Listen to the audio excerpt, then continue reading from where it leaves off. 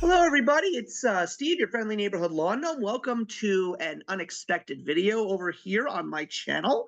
I know that my channel has been a little bit dormant, but listen, guys, there was a video that came out sometime in the beginning of this year telling you guys what the status of my channel was and where it was going.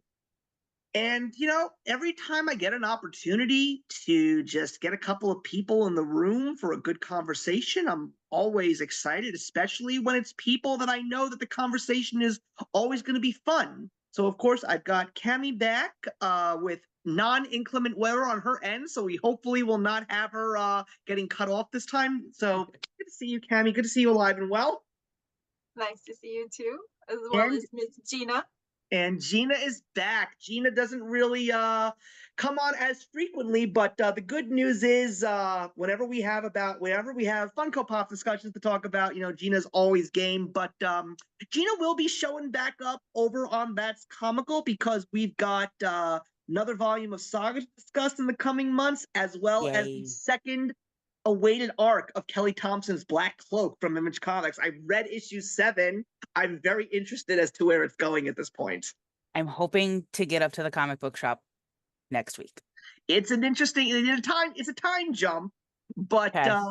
I am excited and intrigued with the story. So, we did a Funko Pop discussion or a Funko product, Funko line, Funko company discussion, I think about a year ago. And it was us wondering, what is happening to the company? Is it even going to be around for much longer? And I'm looking right now at 2024 because we are about to get into September, which means it's going to be the end of Q3, and we're heading into the last quarter of 2024. And even though there's been a lot, and I mean a lot, you go onto the Funko community over here on YouTube and other social media outlets, there are a lot of people that are not as excited or enthusiastic about Funko because there's not really, from what it seems on the surface, good news. But for me personally, and that's why Cami and Gina are here too, because it seems to be the same for them as well. Funko seems to still be working their magic without being so active on social media, active being in conventions. I mean, Brian Mariotti is not even there anymore. And we're going to talk about the king himself, Mike Becker, as we have our discussion throughout this evening. But Funko is doing something that is still keeping me on board. And I think that this may be the year where I have seen myself collect more Funko Pops in a while than I had ever anticipated. And I think it's just because of the fact that with Funko not necessarily having such a large voice, rather their actions seem to be speaking louder than their words.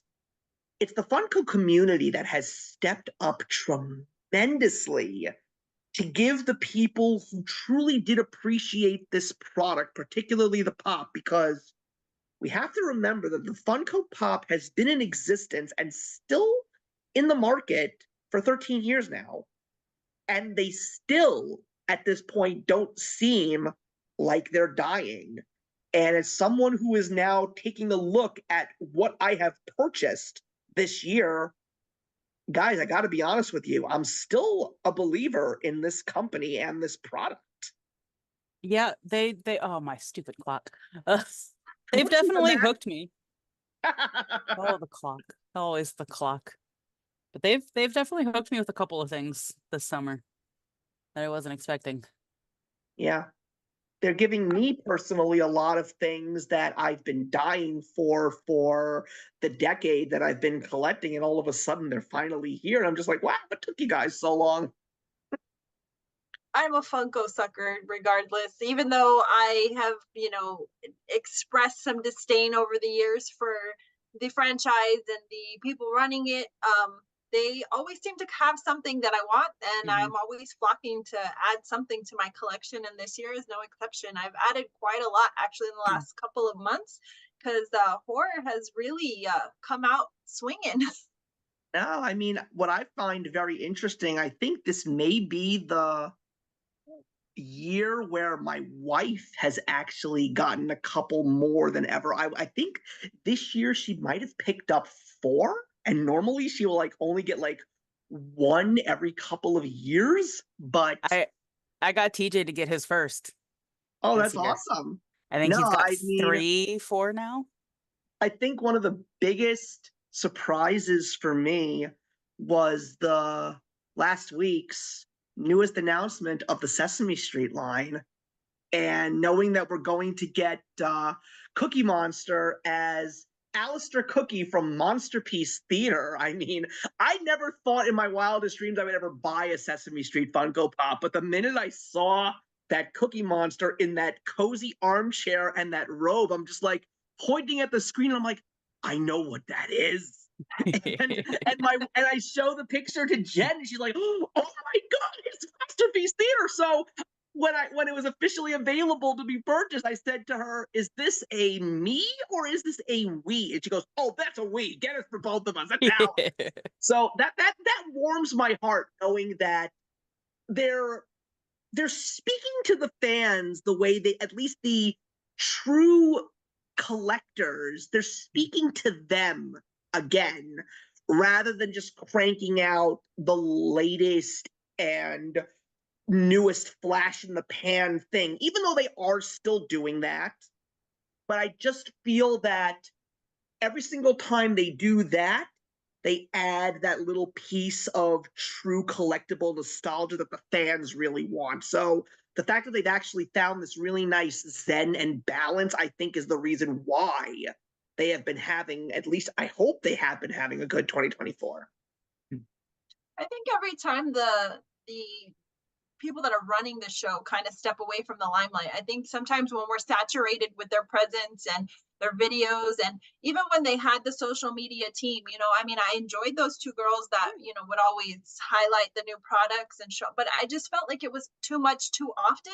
And now that we've kind of lost all of that, I feel like as collectors, we've all stepped up to the plate, and we see some great content creators putting stuff out, letting us know what's coming, what's in the works, sometimes even 2-3 weeks ahead of the release of things, which kind of gets our pocketbook prepared.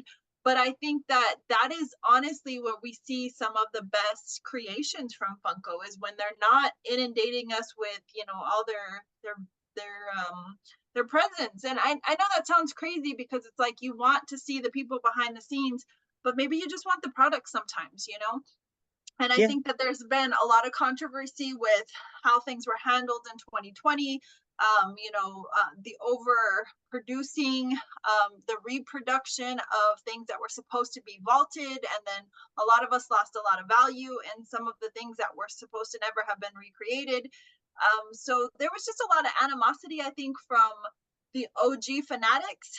And now that they've kind of heard our woes and they've heard how upset we were, I think they're trying to bring us some things, or give us some things that we've asked for a while. And this tends to happen. It's a repetitive cycle, though, and it's unfortunate because it doesn't take away the negativity. It doesn't take away the bad that's happened. But it's like hey, we're sorry we did this. It's like a little kid, here's a flower, so I don't know. It's bittersweet, but I'm a fanatic to the end.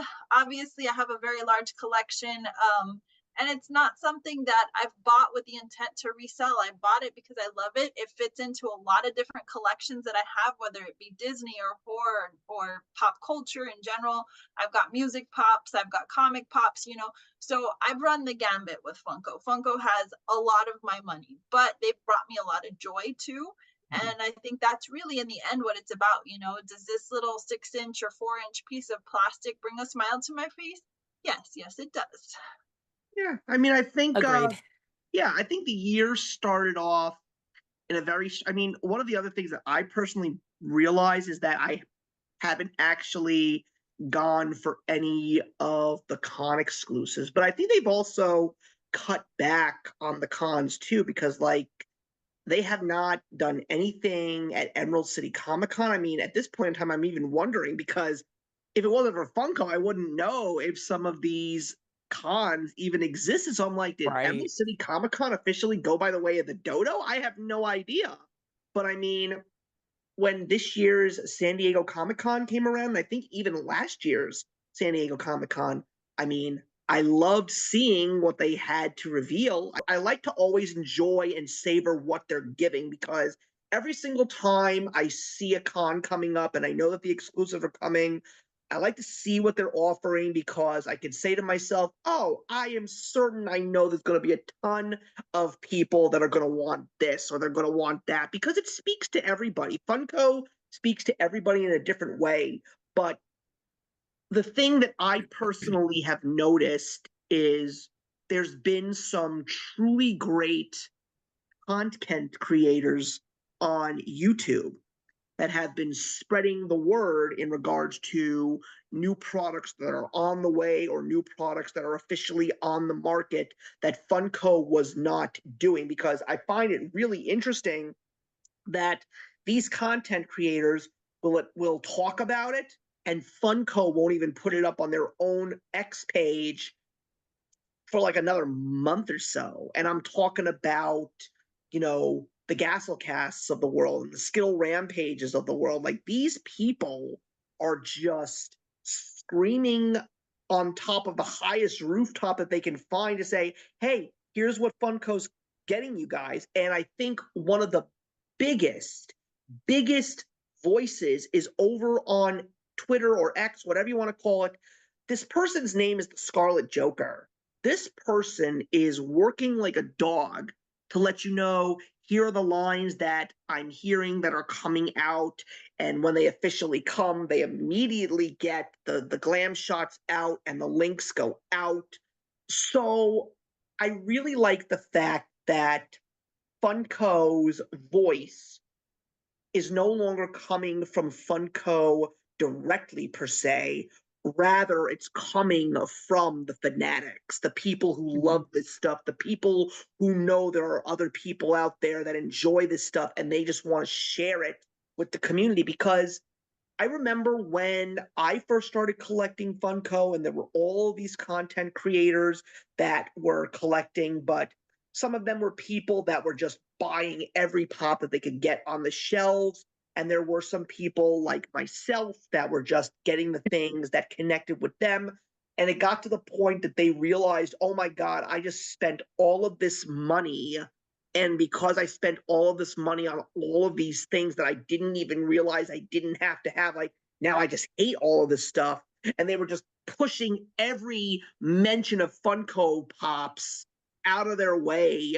I remember I was part of a community on Facebook, and me and two other people that were part of it were booted off because apparently we were told by the people who set up the little community, like, we gave them, they apologized to the three of us personally and individually, saying, listen guys, we love you, but everybody else in this room just hates Funko Pops, so we just can't hear about this stuff anymore.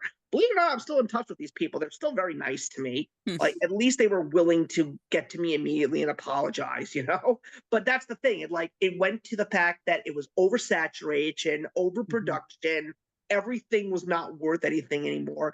And now it seems like it's going more towards boutique / niche again, yet still with a little bit of overproduction, especially when you take a look at things like Marvel and DC Comics and Star Wars and how many Spider-Man pops are there out now? And they're still making more Spider-Man pops, you know? And Deadpool. Too much Deadpool. So many Deadpool again. Deadpool dog is super cute. I got it. Yes, it is. He is adorable. I almost bought it. Deadpool. TJ got the metalhead one because it looks like Eddie from Stranger Things. That's one of his 4 pops. Yes. Yeah. Well, and I think too, Funko got creative with those content creators because lo and behold, whether we want to admit it or not, people like Top Pops, Tristan, he's working for Funko.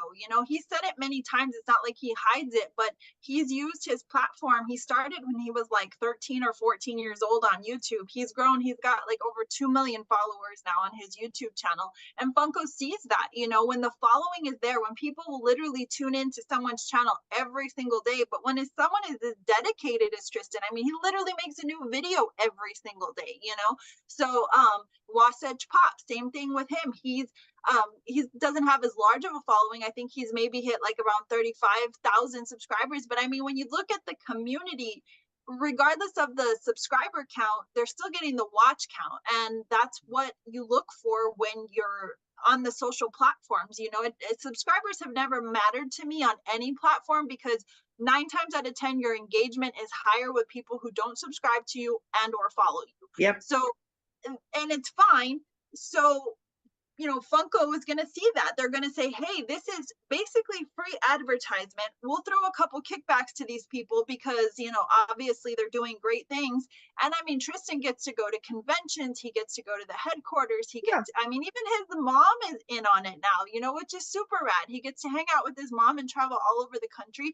And he just gets to do what he loves. It's afforded him to buy a house for his parents. It's afforded to put him through college. So, I mean, obviously the kid's done something right. And to take a passion and a hobby that you love so much and be able to create a life from it and of it because of it, that's pretty cool. Not a lot of content creators can say that, And I think that really to me shows a love of the hobby, and it gets me excited as a collector because even when I fizzle out and I'm at my lowest point with Funko and I just don't care about it, I'm not following it, it's not trending on any of my pages, I will look to Tristan's video and I'll be like, hey, that looks fun. And then I'll go search it out. So obviously the kid's doing something right, So if I can be engaged and get excited with people from the community, I think one thing Funko can say is they built a community that's everlasting. And I think that for a lot of us, we've met each other through that building and through building our own collections.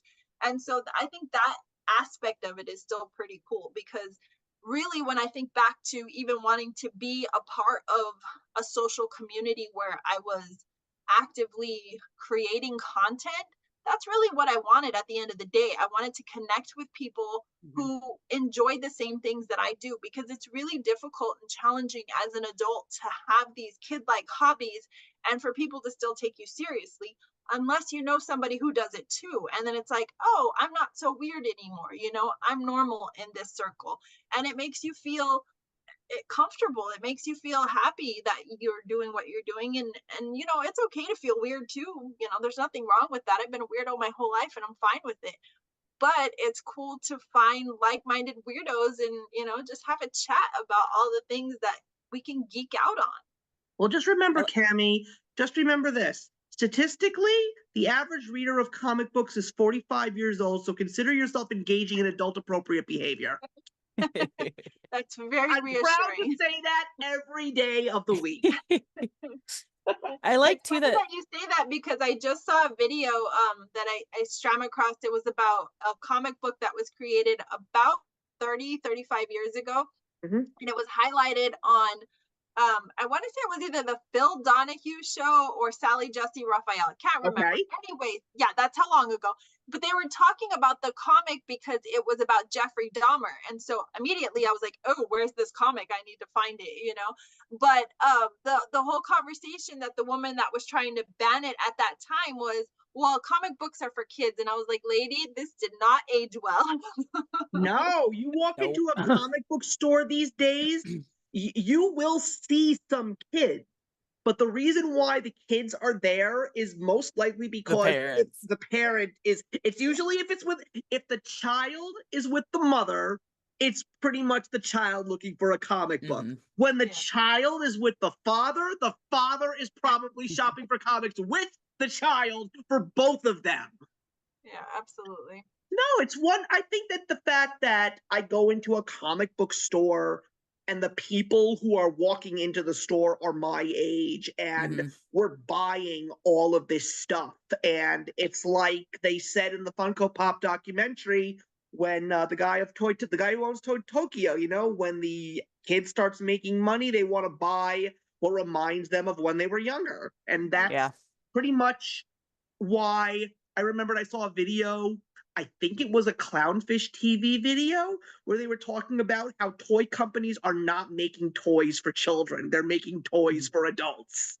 It's true. It's There's a interesting. store here called I Had That, and it's one of our paranormal investigator friends. It's his store, and it's pretty much a resale store of mostly Funkos and other toys from when we were all kids that That's other people are awesome. looking for. Like the fact that he named his store I Had That, I like love it. tells you it's for the adults looking for these their childhood I again. have to bring this story, Gina, to my comic store this week and tell the manager about the name of that store. He would get a kick Yeah. out of it. That's a great idea It's for a store. his hours suck because his days that the store is closed are my off days. So I still have yet to actually be to the store, but I follow him on Facebook and I talk to him at investigations and stuff. And like he goes to conventions and he'll bring all his Funkos. I collect playing cards, and at the paranormal convention in June that we were at, he had some of his playing cards and a bunch of his Funkos and stuff, and he actually had a set of Lost Boy playing cards. So like, Oh, wow.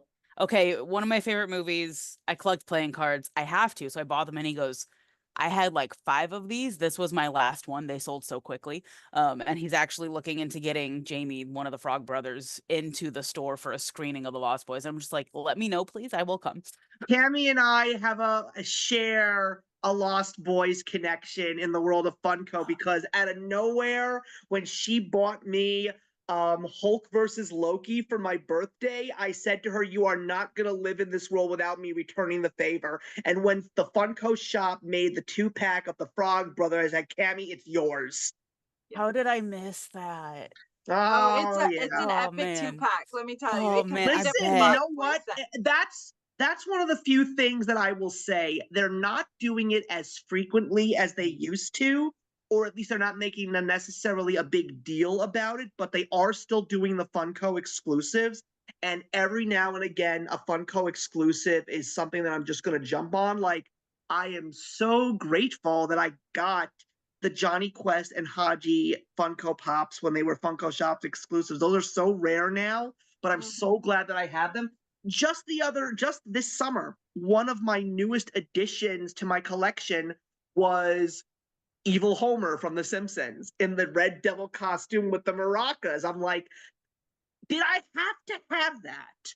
No, I didn't. But it's just, they announced it, I saw it, and then a thought bubble came up in my head, and I just started singing, "I am Evil Homer." And I was like, yes, I have to get it. If this is what this Funko Pop is making me do, I have to They, get it. That's that just the way reminds me, it and is. I knew I was forgetting to grab one. I have it, it's over there. But when they came out with the stupid little Jason Kelsey pop that was like pre-order only for like 2 weeks, if that, my mom was like, can we get this pop? I really want this pop. And I was like, okay, well, I was gonna buy it anyway. Should I buy 2? And she goes, no, 1 will suffice. And then I forgot that I bought it. And then I got a notification from Funko like 4 months later that something had shipped, and I was like, what did I buy? And No, then I think, this little Jason Kelsey pop came, and I love him so much. yeah, but I'm just like, what was really funny was when my friend Andy and I were at our local mall, we actually had our first guy's day out in ages because he was finally able to get out because his son is now officially old enough so one parent can actually handle him.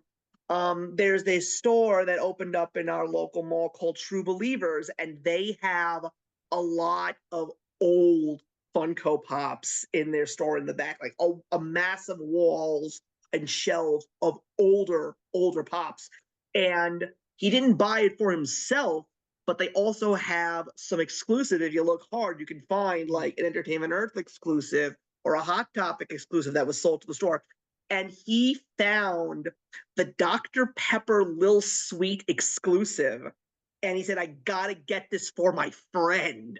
He said, I'm gonna show this to my friend, and my friend is gonna flip the hell out. And he actually told me just the last time that we got together, we got the families together, both of ours.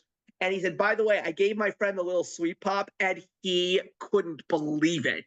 So it's just I like, love it. that's awesome. And this store also another thing I want to talk about a little bit later in greater depth, people actually sell them physical NFTs. So every now and again, when I get the opportunity to go to that store, I'm going to take a little close look behind the cash register and see if there might be an NFT grail that I'm looking for, because I want to talk a little bit about those later on, but I've got stories about that.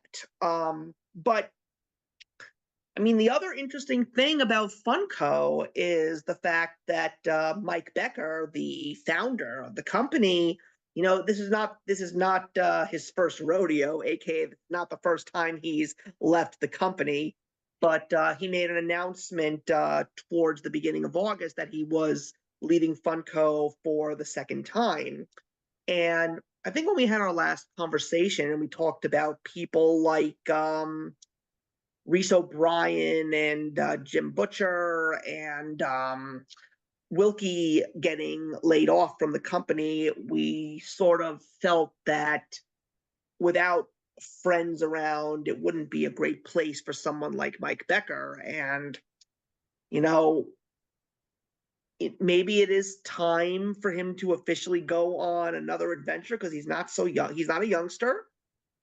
He made the wise decision at the time, giving the company to Brian when he stepped down for the very first time, because if he didn't give the company to Brian Mariotti, we wouldn't be sitting here having this conversation or the conversations that we've had prior. But you know what? The thing that I appreciate about Mike is that he didn't lose his pride. He didn't lose his stature.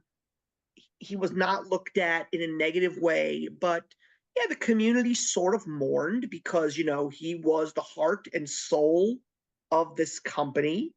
He had always been the heart and soul of the company. And the question is going to be, if he is officially gone now, will Funko as a company still have that heart and soul that the fanatics truly love and appreciate for all these years?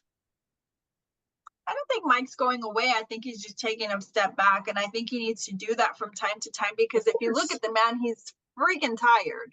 He's really, really exhausted. He runs on all cylinders all the time. He makes himself completely available for his audience, for the fans, for the conventions, all of these things. And he's always hosting and creating these events. After a while, it does wear on a person. And the older you are, it wears on you twice as hard, So I respect the man. And I mean, obviously, we all kind of bow down to him, because without his vision and his idea, none of this would have ever been a thing.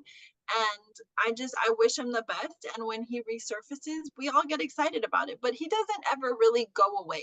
Even when Mariotti took over, he didn't go away. He was still a face of Funko. He will always be a face of Funko. And as long as you follow him on social media, you'll know what he's up to and what's going on in his world. And there's always a splash of Funko. Yeah, I mean, I will definitely say, outside of comics during the pandemic, I think another one of the highlights was watching those really great videos on the Funko page on Twitter at the time, when he and Brian were preparing everybody for the cons and all of that stuff. It was a little bit of light in a dark time. So it was great to have a presence like him, because yes, he may be tired, but he is such a kid at heart, and that's one of the reasons why Funko endures.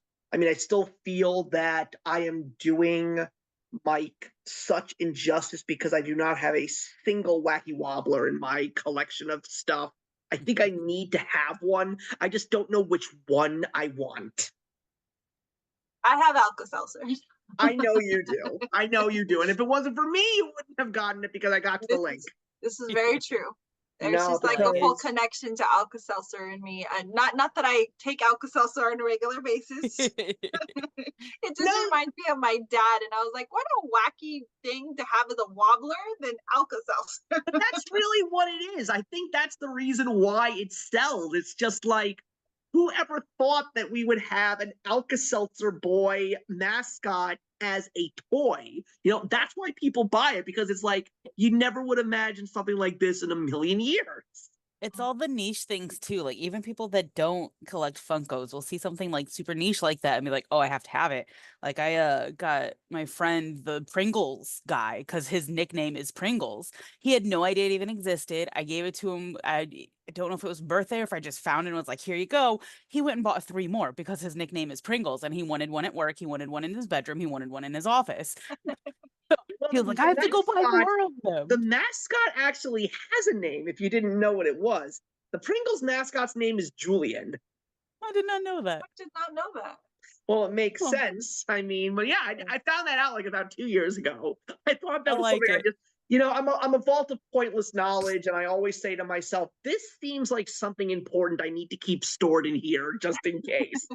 I like Well, it. But like there he you go. doesn't collect Funkos, and now he has like 3 or 4 of the Pringles pop because it's his nickname, and I got him the first one. So So it's like think it's of, niche yeah, things too. Like I have another friend that doesn't collect Funkos, but she collects Friends things. So she right. has most of the Friends Funkos, and I actually have them over here somewhere. But I have the Joey and Chandler with the duck and the chick. Those are the only Yeah. Friends Funkos I own because I'm like I didn't really care for the other ones. I didn't like how they looked, but I loved the duck and the chick, and she didn't get those. Those were like the only two Friends Funko she doesn't have, and almost weekly. How much do you want for those pops? I'm not selling them to you. I mean, out of nowhere, my brother-in-law a couple of years ago bought me a Funko that I never anticipated owning in my collection. And not only did he get me that one, but he got me the very rare It's Sugar exclusive. He got me the Diamond Edition Mr. Kool-Aid Man. I mean, I remember when Mr. Kool-Aid Man was coming out, I'm like, okay, it's Mr. Kool-Aid Man. That is pretty cool, but do I want this one? No, but all of a sudden, here comes my brother-in-law, gives it to me because he found it at a store. He says he collected them for a while, but then he realized he got a little too out of hand and he sold almost all of them. But then when he saw this specific one in the store, he was like, I need to get this for him. I think he will like it. So I couldn't say no. I have it. I'm proud. I never would have bought it for myself, but what can I say? I'm not going to turn anything down if it's free. My mom always said to me, it doesn't matter what it is. If it's free and someone is giving it to you, take it. I have that one too, but that's the only one that I will publicly complain about because you two did it better. They did it where he breaks through the actual wall and it looks phenomenal. But of course, I didn't get rid of my Funko. I have it. I love it. He's adorable. But I will say my U2's Kool-Aid Man is by far a 10 out of 10. It is amazing. Yeah, I mean, it's also very strange that Funko seems to have. Is it just me, or did they officially discontinue the soda? I think so. And I think that's actually been a conversation for a while that they were stopping production on them. And I mean, you still see them out and about, but they don't make new molds or anything. I think they started to focus on those rewinds, which are kind of cool, but it's like it's the same concept, it's the same size. So now we're just putting them in a VHS, clamshell versus a soda can. Yeah, I but don't I know. think Funko does that though. I mean, there's a Yeah. lot of lines that they've created that haven't lasted the tell of time, whether it's sales, whether there's just not any, spunk for the creative side of things and the Funko house for them. I mean, they come, they go, what was that other one that they did? They were like movie moments, but what did they call those? They were mostly Disney. There was a few like Batman and what were they? They were like the movie moments before there was movie moments. It was like right. a Aladdin on the magic carpet. There was Vanellope in the sugar car. Aren't you referring to the Dorbs? Dorbs. There you go. Yeah. There you go. Yeah. Dorbs. Said I never got into those. They I looked didn't weird to really me. get into them. I like to cut like Vanellope, for example. I loved Okay. her because she was adorable in the car. And I think that's why I had hoped they would continue that because they were very unique. But then they came out with movie moments, and then movie moments kind of blew me away. I was like, oh, look at how detailed. And when movie moments happen, I really wanted to get rid of a lot of my Funko Pops because movie moments can sometimes encapsulate several characters and a scene that you love so much. Like when they came out with the Lion King of Timon Timon and Pumbaa and Simba walking that, Kuna Matata bridge. Mhm. And it's like, oh my God, this is like epic. This is my childhood right here.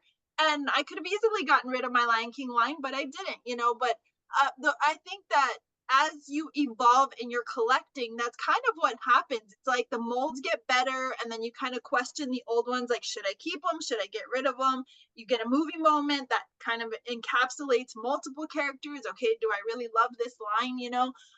But you never know what's gonna hit you. Like for me, the Aristocats, the three little kittens, oh my God, my heart melted. I was like, I must have this. I must, Did I need it? No, but they're adorable and I love them. No, I mean, I have two Dorbs, one that I bought willingly and one that came in one of those old subscription boxes. When I used to get Oh the yeah. DC Legion of Collectors, when they did a Batman animated series one, and they made the Batman animated series, Batman and the Batmobile. That was something that came with the box. I was really more for the Mr. Freeze Funko Pop, but it came with the box, and I wasn't going to complain, and I still have it to this very day. And the other one that I bought was the George Jetson in his car. It was limited to 5,000 pieces. It was still available in the Funko shop, and I was like, this was before the Jetsons Funko line was ever conceived, and I was like, just in case they never make Jetsons Pops, at least it will have something Jetsons physically, because that's really what I wanted at the end of the day. I wanted a piece of Jetsons iconic moments or iconic anything physically because I love that cartoon so much. And of course, when the Jetsons line came out, I was on board. I wanted every single one of them, and I got every single one of them. I have all of them but the NFTs. Yeah, we're going to talk about those. But fast forward so we go into this year, and I think the one thing that sparked my thought process in what Funko was doing this year, I think it was when they officially announced the NBA Jam double packs. And I was just like, okay, this is interesting because that was a game that kids my age and Cammy's age played nonstop, whether it was in the arcade or on Super Nintendo or Sega Genesis. And the thing that I loved the most about it was this was the first time that they were actually giving us these classic 1990s basketball players. Like I still loved I'm not going to buy it, but I love that the Seattle Supersonics double pack is Sean Kemp and Gary Payton. And I love that the Houston Rockets is Hakeem Olajuwon and Clyde Drexler because they've never made these guys. They've made tons of Michael Jordans, but they haven't made these guys. And so at the same time, we're going into about March or April, and all of a sudden they announced the new line of Slam magazine cover pops, and one of them is New York Knicks superstar Jalen Brunson. And I'm like, when was the last time that they ever made a New York Knicks Funko Pop? God, years ago.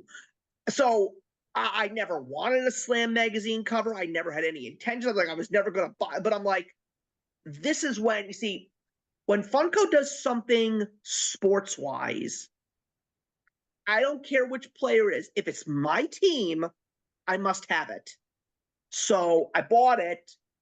And then about 3 weeks or 4 weeks after I pre-ordered it, they announced the NBA Jam double pack of Patrick Ewing and John Starks. And I was like, oh my God, this is awesome. I want this. So I was so excited when those two pieces came in the mail because I was just so excited to have not just a great basketball player happening right now, but just basketball players that I watched when I was a kid. And I was joking around with some of my friends who appreciate NBA Jam. I'm like, if they ever make a Charlotte Hornets double pack of Larry Johnson and Alonzo Mourning, I'm getting it because Larry Johnson's my favorite basketball player of all time. So Grandmama, big guy. So that would just be really cool. But if they made Larry Johnson and Muggsy Bogues, I'd probably love that even more. But that was a big surprise for me. I'm like, this is niche. This is geared towards a certain customer of this company. And so I just said to myself, I think something's happening this year. Something big is happening this year. And as the year progresses, I'm noticing that they're announcing pops that and Cammie knows this because I've been yelling about this. It's like Pink Panther pop. I want that. I've been wanting this for years. Headless Horseman from Ichabod and Mr. Got Toad. it. I haven't gotten mine yet. I got Ichabod. Ichabod's over there, but I haven't gotten my Headless Horseman. And now we're even going into right now An American Tail. Yeah. Jen and I pre-ordered Fievel. We have to have him. He's our childhood. The fact that they finally announced in the Sanrio line, being that it's also the 50th anniversary of Hello Kitty, I think. My wife's favorite Sanrio character is the dog Pachaco, and they never made just an official Pachaco Funko Pop. They did this year, so pre-ordered it. So for me personally, it's been a very strong year, solely because of the fact that they're giving me product that I have been begging for years. Did I beg for a brand new remastered version of Mulder and Scully from the X-Files? No. But when I saw them, and even though I'm not as big of a fan of the show as I am of the movie, I'm like, they looked great. I had to get them. And because I got them, I actually hunted down an older Funko Pop that I was always on the fence about, and that was from the Simpsons line, Mr. Burns in a hospital gown that glows in the dark from the Simpsons episode that Mulder and Scully appeared in. So that's the reason why I'm so happy to have Mulder and Scully coming to my door, because now I have the Springfield Files set, and I'm so happy. I like it. And that's what I love about Funko, that you can take something from one line and something from another line, and you can fuse it together to have your vision. I've done that so many times where, something will come out years later and I'll be like, oh, this would be so cute if I paired it with this, I don't know. It's just like when I played Barbies as a little girl, you have these scenes and you have in your head what it should look like. So I think that it's fun every now and then to just, like you said, I had that. Let me relive that. Yep. It really is that feeling. And it happens every time I get one of these little toys in my hand. I mean, Gina, I did that with my Harry Potter ones. I have my Ed Sheeran pop with my Harry Potter pops because there's so many jokes about him being a Weasley. So he lives with my Harry Potter pops. He's the only non-Harry Potter thing on that shelf. But Gina, you jumped on a real piece of nostalgia that came out. You got some Disney Channel ones. Yeah. This is the first San Diego Comic-Con thing I've bought in years. But as soon as they announced him, I took to Amazon and I found her for $6. And she's holding the little tiny protozoa. Xenon, yeah. If you look on Amazon now that Protozoa's out, she's like $20. So as soon as they announced him, I looked to see if they had her anywhere, and I got her for like $5, $6. And then as soon as he was available from the San Diego Comic-Con one, I was like, yes, I now have my Protozoa. I got Lizzie McGuire with monologue. I've got. Oh no, I dropped her. I have her. I just dropped her. I only got her for the monologue because my sister was the one that was really into Lizzie McGuire. And every now and then I would watch it, just kind of catch a glimpse of it or whatever. But I always loved when the monologue came on because I found her so entertaining. She was just refreshing and funny, and she was a lot of fun. So as soon as I saw a monologue was with her, I was like, oh, I don't care about her, but I love the monologue. And I got think the other rabbit. interesting thing is that they're getting a Well, I little, don't know where the monologue went, but I found her. they're getting even more creative now with some of the things. Like, I love the fact that they now officially have Funko Pops with thought bubbles. Yeah. Oh, yeah. Because I pre-ordered, I think that's the only reason why I picked up the Kite Man from the Harley Quinn show, just because he's got the thought bubble that says "Hell yeah" on it. I'm like, okay, that's just funny. So it's going to be a big piece, but I'm very excited about the fact that they did it. Yeah, they Monologue also, somewhere, but same. I bought it because of her. yeah, Sorry, continue. they finally made some Dragon Ball GT pops. I mean, they've been doing a lot of Dragon Ball Super stuff, which is cool. I like that stuff, but I've been I haven't been collecting massively the Dragon Ball Z line, but I have been collecting Goku's family. And they never made his granddaughter. And in the show of Dragon Ball GT, she's a teenager. So they finally made the first wave of the GT line. And Pan, of course, was one of the characters. So of course, I had to pre order her. And I actually just bought one on eBay this morning for like $10 because I never got Goku's younger son Goten. So I said to myself, you know what? I have the entire family. Let me just go grab this one because he's so cheap right now. I also find it really cool that I'm finding myself revisiting some of the older pops, especially if the price is right. Like, I got 3 Saga pops because they were just so easy to get. And that was after I read the book and I found my 3 favorite characters. So even the older stuff, it's like if you can still get your hands on them, it's pretty cool if you're still able to find them. But that's what I'm saying. It's just Funko's been speaking to me in so many ways, and it's just because they're giving me all of these things that I love and I want, like, okay, am I the only one in this room that actually got the Oregon Trail wagon?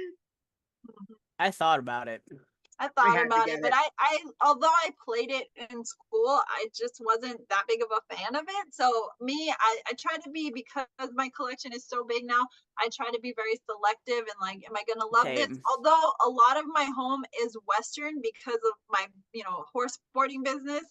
I thought, well, it'll fit in with my decor, but then I'm like, no, you're just being cheesy and trying to fit it in where it's gonna fit in, So I opted not to. I got it because I played it in school, and my wife is so big on that game too. We always joke I about thought it. about it.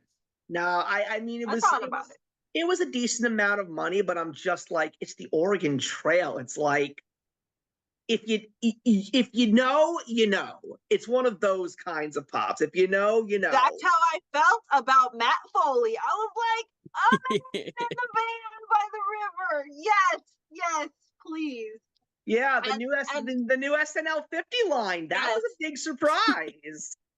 I mean, honestly, I am not the biggest fan of Saturday Night Live, but Matt Foley is a great character. He's one of the best. But I said to people, if I was going to get a Saturday Night Live character in pop form, it will only be, and always will only be, Mr. Bill. That's the only one that I want because Mr. Bill is iconic. Maybe Eddie Murphy as Gumby, but definitely Mr. Bill. Oh, he would be great. I think that this is going to open up a wave of the vintage SNL, skits. Because I mean, how could you? I mean, they gave us some really classic ones. I'm over the moon about Matt Foley though, and Mary Catherine, because I'm always doing Mary Catherine. My husband thinks I'm so weird, but I will forever do that. Spirit fingers. It's like, just stop it. I still remember when they made the Spartan Squad 2-pack. Part of me was interested in that, but I never got it. Yeah, I never got that either. But that's classic. It is, and that's Funko speaking to the fans, giving us what we want. You know what would be great, even though I know that they would never make it? They should they haven't made the ones that combine. But wouldn't it be really cool if maybe just for the sake of doing it, they made a whole series of weekend updates that could actually connect into a single news desk? That'd be cool. The question is, would you get them all, or would you only get one or two or three? I mean, I would Right. I would pick up Kevin Nealon and probably Colin Quinn. Those were my two favorites. I know a lot of people are very soft on Norm Macdonald, but Kevin Nealon as Subliminal Man was my favorite. Oh. But There's some that's what I'm saying. I think there's still some iconic SNL characters that they can pull out for this 50th celebration, and I hope they do. I hope that we do see more faces because, like I said, I'm happy with the line, but we could do better. I mean, I also think, but well, to be honest with you, as great as the Matt Foley is in that set, I think the one that speaks to a much wider audience is Bill Murray as the lounge singer. That's iconic. I got him, Mary, and Matt. Those were the three I picked up. Yeah, I mean, I think they made this. I think they made John Belushi as the samurai at the very beginning, way back in the day. I'm not sure, but I'm not sure. And I mean, even the ones like the album covers and the comic covers, some of those are still speaking to me as well. I mean, I picked up the Entertainment Earth Glow in the Dark Dark Knight Returns one because it's just so gorgeous. It's definitely one of the best pieces that they've ever made. But did you get Catwoman Jack-o'-lantern? No, I knew it was so long Halloween, but it just didn't grab me. I did. She's beautiful. I love her. It looks beautiful. It really does. Her detail is really phenomenal. I think that's another thing that they've definitely stepped their game up on this year. I think the detail is being paid a lot more attention to now, which is also one of the main reasons why Funko was such a popular thing back in like 2013, 2014, because they were really paying attention to a lot of the details, and a lot of people like between 2018 and 2021 were saying that they were definitely not giving the tender love and care that they used to this stuff. So I think they're also really getting back on that horse and really trying to give the fans what they want as well as giving them the details. But I think what's so interesting is the fact that there's still, even after all these years, there's still so many things that they haven't done that a lot of people are still asking for. Like, I think a lot of that's details. licensing, though. Yeah. So speaking with details, one of the lines that I never thought I'd get anything of was the ones with Stitch dressing up as all the different characters. And then TJ got me the Stitch as the Beast, which Stitch is my favorite, and then Beauty and the Beast is my favorite. And if we're talking about the details, like people that don't take their Funkos out of the box will never see that his little ears are tied back. Oh, I take them out of the box and put them back in the box. How cute is that? Like, I know some people that refuse to even open the box. I'm like, it's meant to be opened. I was watching something last weekend. I can't remember what it was, but while I was sitting on my couch, I went to my shelf over there, which I've actually rearranged a whole bunch of pops lately. So now my Justice League and Classic X-Men and Fantastic Four are now out on display outside of the closet where the rest of my collection is. I just grabbed a bunch of them, put them right here on the coffee table, and just opened the boxes and took them all out and just admired them and then put them all back in the box and then stacked them all up again. Yeah. The content creator on YouTube, Wasatch Pop, he does a segment called Things Funko Would Never Tell You, and it basically highlights that, like, take your stuff out of the box because you miss a lot of the details on the backside of Funkos, but also on the box, because a lot of the times if you open up the top flap, there's like a message inside, or there's like a picture or cartoon drawing or something like that, and you will miss all these beautiful details if you don't take them out of the box and admire them.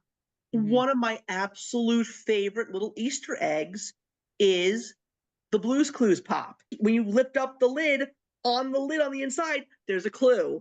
Aw, I love it. That is the best part. And like when you take the Guy Fieri pop and you open it up, there's a quote from him. When you open up the Cheers pops, there's lines from the characters on the show. It's just like, that's my favorite thing. The first thing that I always love to do, although I haven't done that with my Sleepy Hollow one yet because he literally just came and I had to get out of the house. But I am still planning, if anything, when it comes to the fact that I'm going to put him on display for one of my Funko update videos, yeah, I'm gonna take it out of the box Mhm. and I'm gonna make sure that I inspect the box and see what I missed because I always look for that little Easter egg. Mhm. It's great. But I'm happy that we finally have a ghost face that isn't $1 bajillion that I finally got my hands on, because he was one that I was missing in my horror pop line because I refused to pay like $5 bajillion for him that everybody wants. So I finally have a ghost face in my collection, and I got Nosferatu, so I can die a I happy love my horror collection. Nosferatu. I The love newer Nosferatu one is one of looks the. great. Oh, I I have like think the that's original one. yeah, I Oh, remember when love the original one came out. But I think what's very I interesting is picked the it up fact that immediately. yeah, when they make the remasters, I don't necessarily feel that they're doing it for the sake of lowering the I still feel that the value of the originals are still going to be what they are because even though and no, I mean like well, let's go back to the Mulder and Scully. Like the new ones, they look great. They're much more detailed, but man, if you got your hands on the original Mulder and Scully now, those things are still worth a pretty penny. I mean, like, they've made so many versions of Hello Kitty, and my wife, I still got her the original Hello Kitty Funko Pop. So that thing, what I find so funny is that when I take a look at my collection and I see how much the pops are worth, I think the Mhm. part that makes me laugh the most is that the most of the like if I go into my top 10 and I see which of my top 10 pops are worth the most money, I think 7 of them are my wife's. I don't care. I kind of love the fact that she has the ones that are worth a ton of money. Like she has the original Hello Kitty pop, but then when they had the Hello Kitty popping out of the cup of noodles, she had to get that one too. Yeah. That That's kind was of a like with all the Harry Potter ones. It's like I got the first 2 complete lines because I'm like, "It's Harry Potter, I have to." And then they started like making more. I'm like, okay, now I need to be selective. So I have like the special niche ones. Like I had to get them in their Christmas sweaters. I had to get the Quidditch ones. So it's like I have specific ones now, but I have like the original first line. Yep, I got the Quidditch ones. Those were the ones that I have. I have all 3 of the Hogwarts Express. That was Yep. an absolute yeah, must. I didn't get those, and I regret not getting those because those are super cool. I did get the Uh-huh. sorting hats though. Yep. I Ah, have Harry in his sorting hat. I have all 3 of the train. I have Harry with Hedwig and his scarf. I've that was a good one. got I've got the anniversary one too, which I think is really cool. The one with his little trolley. Hmm. I And then I've think got the Christmas sweater and the Quidditch ones. I also have a GameStop exclusive of Sirius in his prison outfit. And Mhm. I still am very happy that I have the New York Comic Con exclusive of Professor Quirrell. Yes, I got that finally. Took me a Mm. bajillion Yeah, I years, didn't and I get that finally got it. one. And I And I did even, take him out of the box, and I did take off his turban.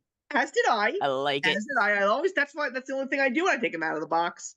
Mhm. But there's still so many ones that I mean, like I always follow Scarlet Joker now because Scarlet Joker always gets big news out very quick, and I'm getting very excited. Like there's a possible 3rd wave of Batman the Animated Series that I've been waiting years for, and some of the pops in that collection are pops that I'm very excited about. Like I am excited if there's going to be a Riddler. I'm excited if there's going to be a Ra's al Ghul. I'm excited if there's going to be a Killer Croc. So of course I've got to get back on that train. I'm excited about that.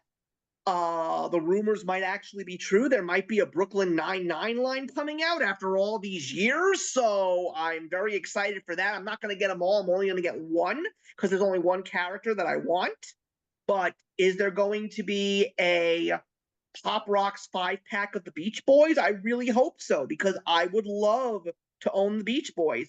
I also I know that we've had this conversation, Cami, but one day there will probably be a Michael Jackson in my collection. But there's only one Michael Jackson pop that I hope that they make, and I hope that it'll probably be my 3rd Diamond edition. I want a Michael Jackson pop in the outfit from his Rock With You video. Oh, that's cool. Well, I think it's probably going to come because I've seen a lot of Michael Jacksons in the last year. I Yeah. now have 3 Michael Jacksons in my collection. I have the Thriller album cover, because that is my favorite album of all time. Mhm. And I have him in the red and black jacket, and then I have him in the blue and gold jacket.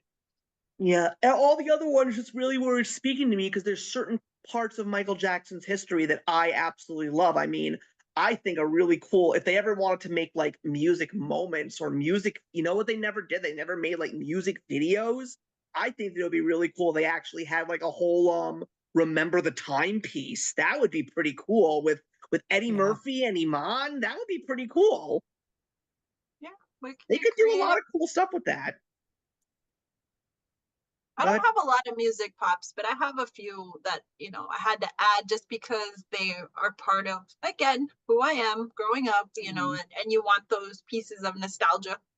oh yeah, I've got Yeah. my music collection is relatively small. It's actually across the room from me. I have everything from that old Barnes and Noble's Beatles box set. I have the Blink 182 What's My Age Again 3-pack. I have the I Rush almost got 3-pack. that one.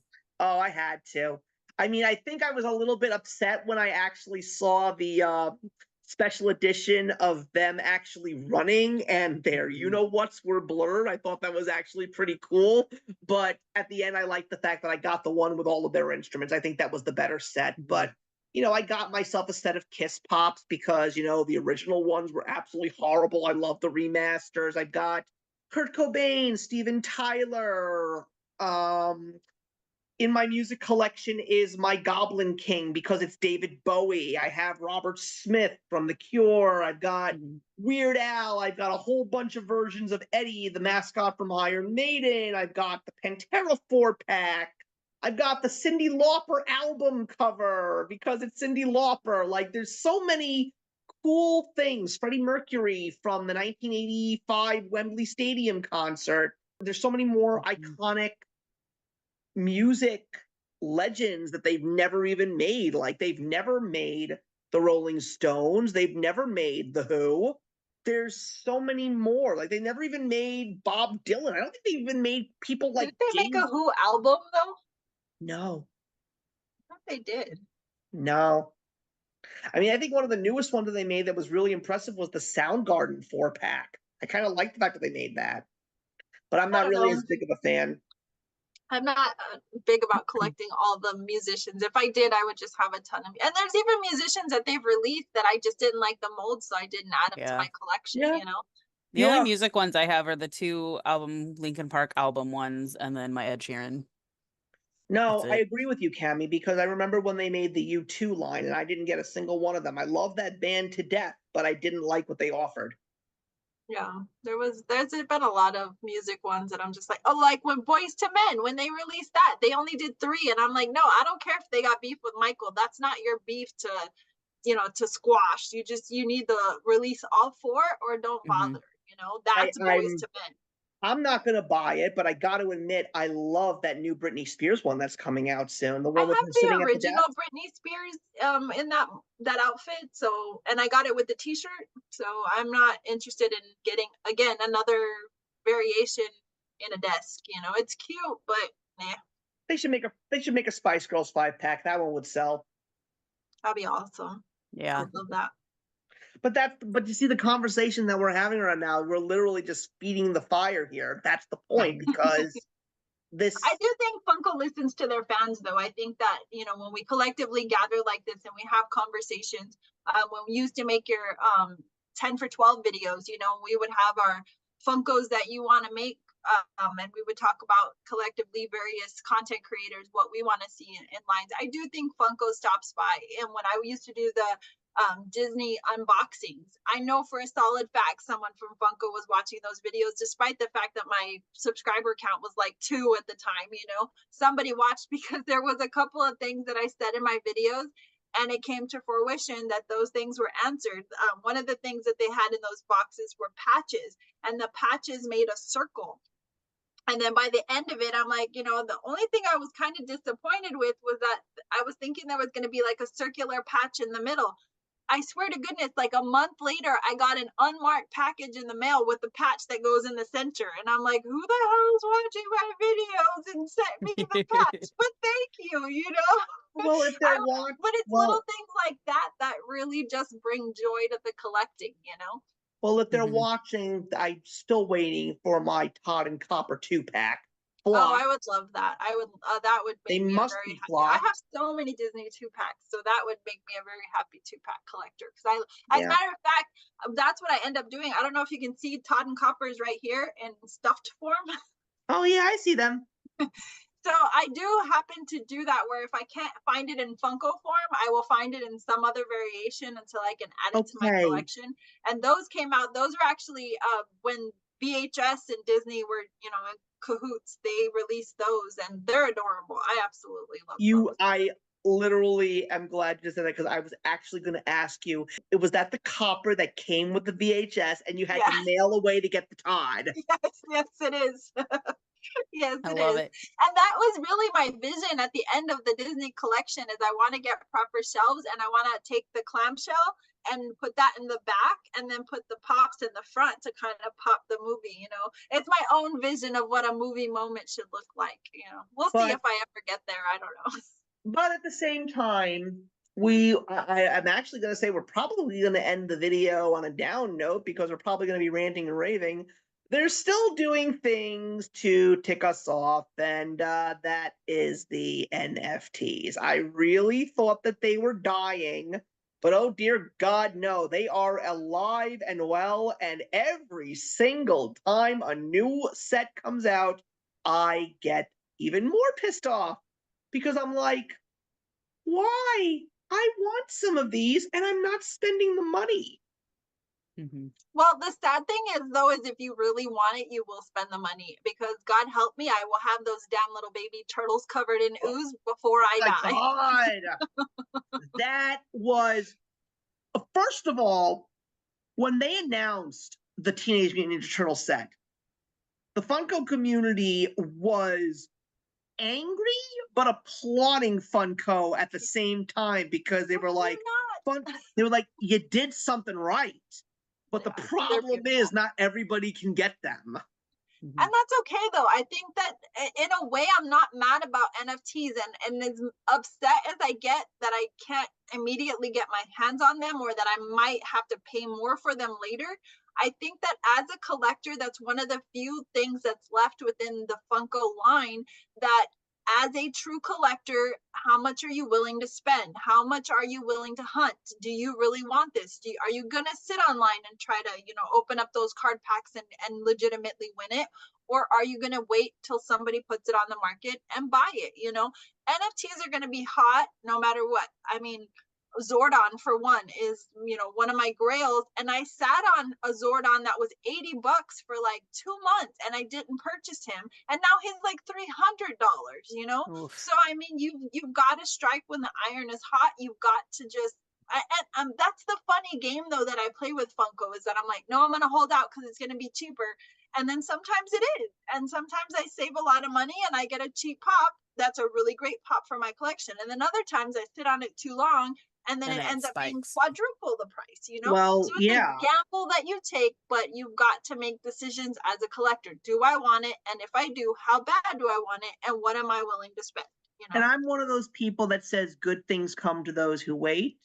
Mm-hmm. And as of now, I happen to have 3 physical NFTs that I actually did add to my collection over the years.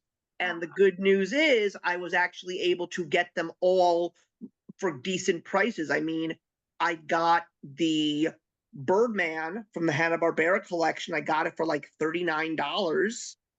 And I got the Parallax Hal Jordan Green Lantern for about like 45. And I got the Calvin Ellis, aka President Superman, aka Black Superman, for like about $45 too. So those were the easier ones to come by, and I didn't buy them all at once. I waited like 2 months to finally bite the bullet and get the Earth 23 Superman. I'm glad that I have it, but are there still more? The NFTs are my grails because those are the hardest ones to get.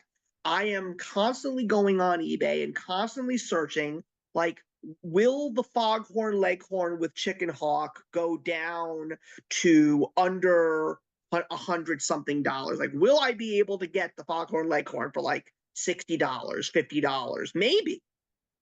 I mean, the one that I want the most, and I think the reason why he's still very expensive is just because I don't think that they've physically been shipped out to people yet, but it's the final piece for my Back to the Future collection. I need Doc Emmett Brown 1885.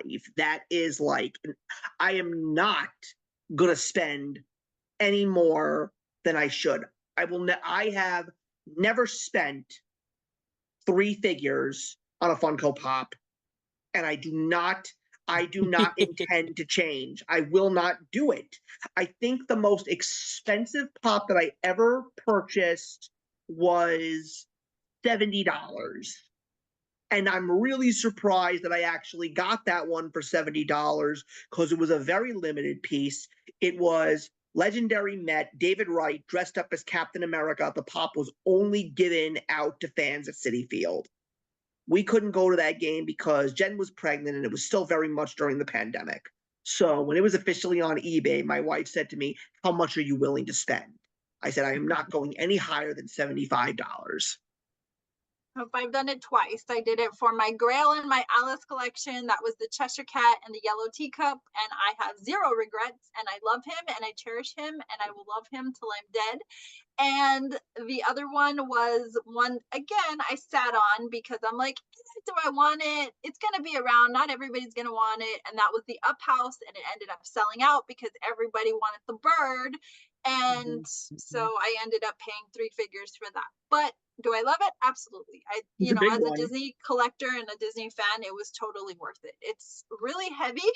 So Yeah, it's a big pop. I've seen it up close. It's huge. It's absolutely huge. Eventually I'll get it displayed again, but yeah, you got to definitely be careful with that.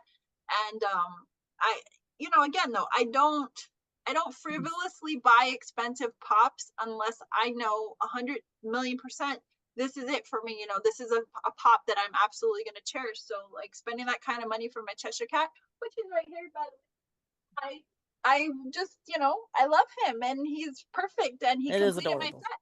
So how can I complain? You can't have 3 teacups. You can't. You have to have 4.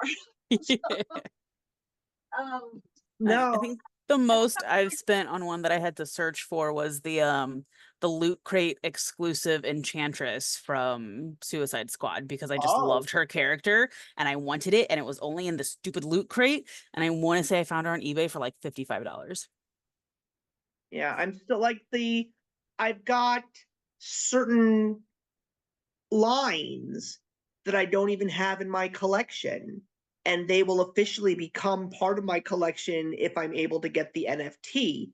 The Star Trek Next Generation line that was available in NFT. My favorite Star Trek character of all time, Q, is in that set.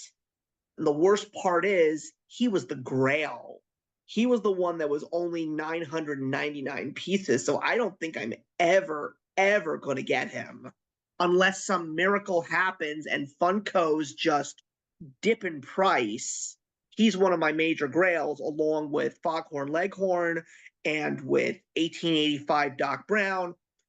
The other grail was part of the Disney Afternoon launch because they launched all those villains like Fat Cat and Glomgold, but the fact that Don Carnage from Tailspin was in that group, and Don Carnage is a Funko Pop that I have been wanting to add to my collection for years. I was so angry that he's only in NFT form, but I will scour eBay.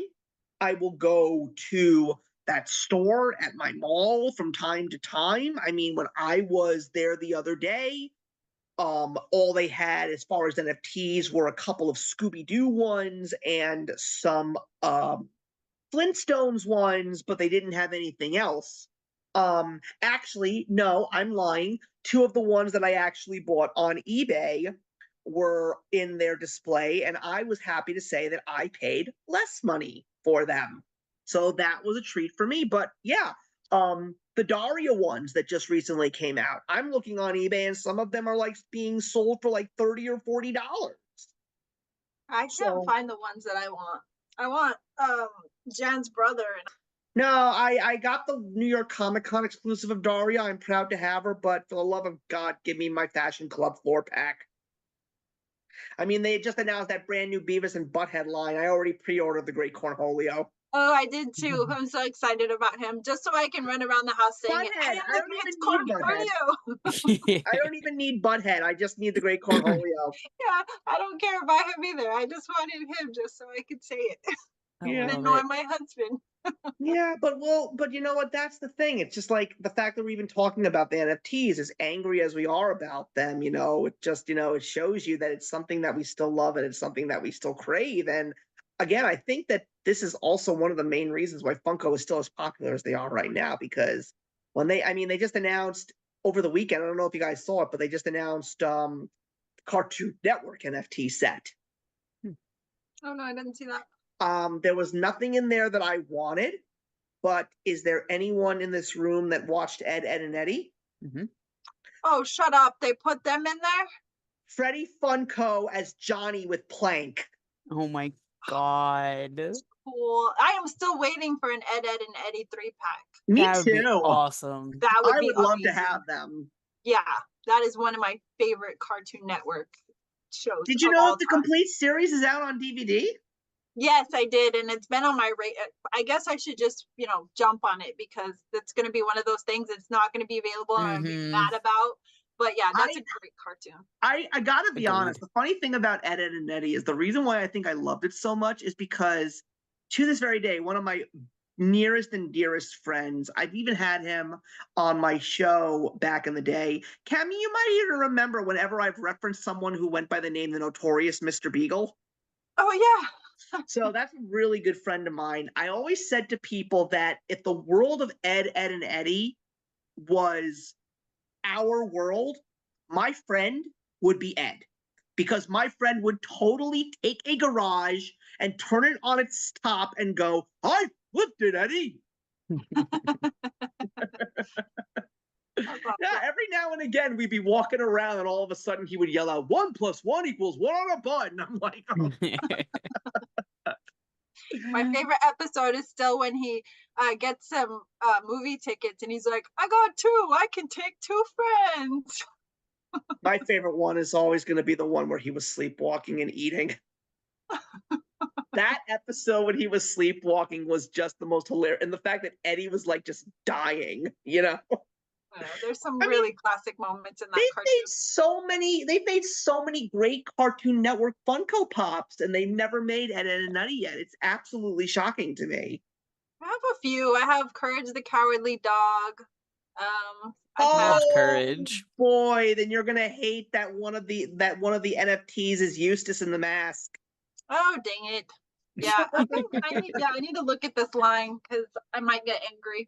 But yeah, I do dislike the fact that it does anger me for a second that there are some really amazing pops. But again, as a collector, and the collector in me understands that sometimes you have to make things unattainable to gain your money back. And I think that Funko has lost a lot of money in the last couple of years. And I think the NFTs are a great way for them to gain that back.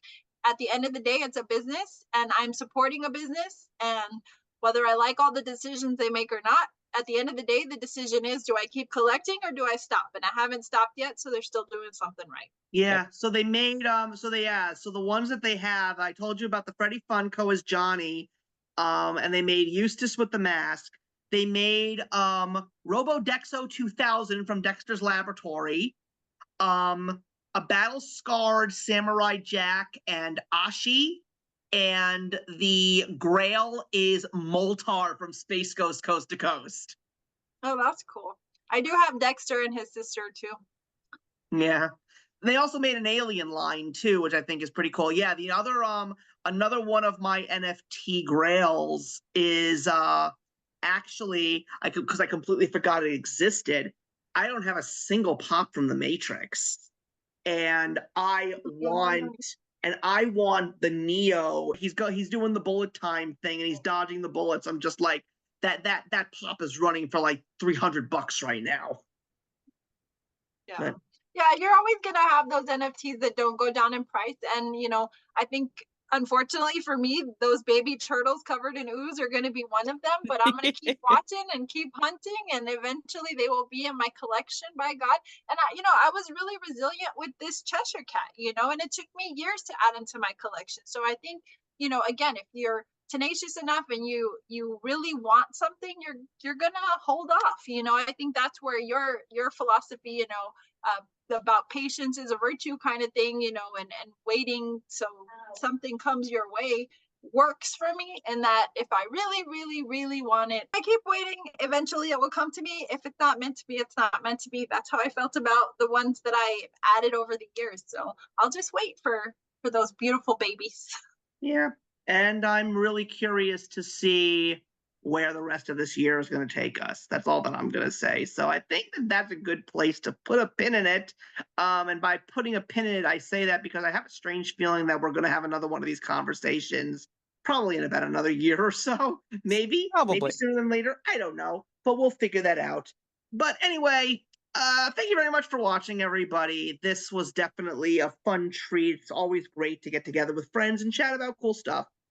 Enjoy the rest of your Labor Day, all. It's all coming to an end tomorrow. Hope you all are either having a good time or just fighting the hangover from all the celebrating that you did already. But in the meantime, everybody, will see you in the next one.